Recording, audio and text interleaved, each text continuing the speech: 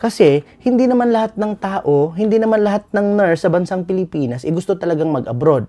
So, wala kang option ngayon. Kung ikaw si nurse, kung hindi mo gusto mag-abroad, kasi ibang challenge yung mag-abroad, hindi naman lahat talaga ng mga nurses kayang mag-abroad eh. Hindi po lahat, I tell you. Mahirap pong mag-abroad. Mahirap pong mawala ka sa pamilya mo, mahirap pong mag-isa, makihalubilo ka sa iba-ibang lahi, mag-adjust ka sa lahat, sa lingwahe. Di ba, mag-i-English ka pa, minsan mag-German ka, kung nasa Germany ka, for example. So, you have to adjust sa lahat, sa culture, mag-isa ka, magkasakit ka, kung ano man, minsan wala ka, walang pamilya, mawalay ka sa pamilya. So, hindi talaga lahat. So, yung ginagawa ng iba, paano na, nagko-call center, nagme-medrep, nagti-teacher, nagti-teacher, nagpupulis, militar, di ba? Sabi nga ng presidente natin dati, kung gusto ng mga nurses na malaking pasahod, pwede namang magpulis.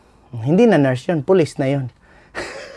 Nakakatawa. But anyway, nakakatawa siya na kung iisipin mo talaga, parang, alam mo yun, wala hindi talaga na-appreciate yung mga nurses. Just because na parang sinasabi, aalis naman.